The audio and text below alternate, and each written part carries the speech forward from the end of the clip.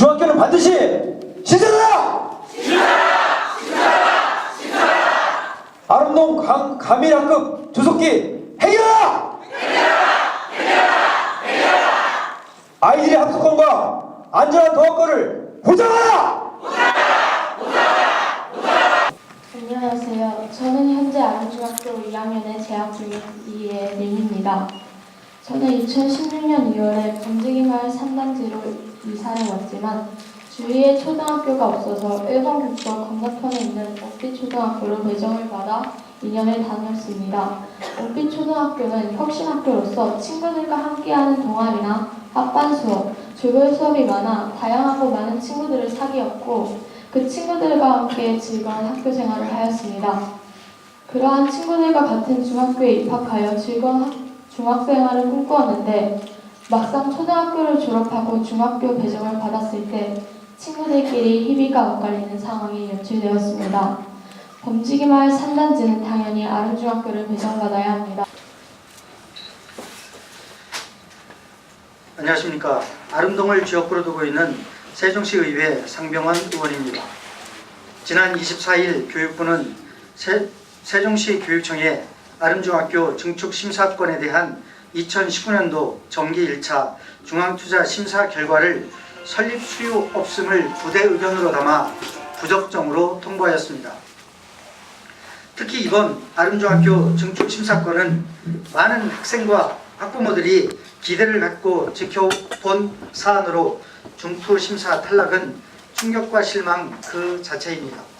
더구나 행정안전부와 과기정통부의 세종시 이전으로 학생 수요가 더욱 늘어남은 물론 최소 2030년까지는 아름동의 과밀 현상이 해소될 여지가 없는 것으로 판단하고 있기 때문입니다. 그럼에도 불구하고 교육부는 부적정으로 판단한 근거나 배경 설명도 없이 설립 수요 없음이라는 단 한 줄만 기재한 문건을 보내왔습니다. 이는 과연 교육부 중앙투자심사위원회가 아름중학교의 과대 과밀로 인한 학습 환경 침해와 교육의 질 저하 그리고 학생들의 원거리 통학으로 인한 시간적, 경제적, 육체적 손실을 심도 있게 검토했는지 의구심을 갖게 하기에 충분합니다.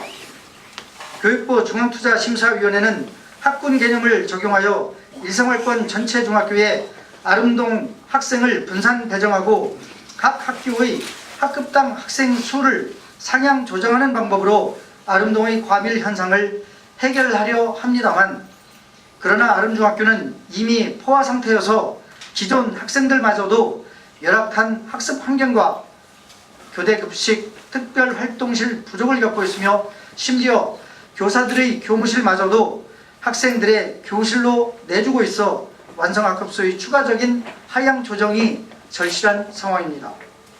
또한 일생활권 전체 학교에 분산 배치하여 2km 내지 3km 거리의 학교에 통학하라는 것은 현재 세종시의 교통 등 여러 통학 상황을 고려했을 때 그 손실과 추가적인 비용 등 부담을 학생과 학부모가 고스란히 떠안아야 합니다. 교육부는 모두를 포용하는 사회, 미래를 열어가는 교육이라는 비전을 가지고 문재인 대통령께 2019년도 업무보고를 한 바 있습니다.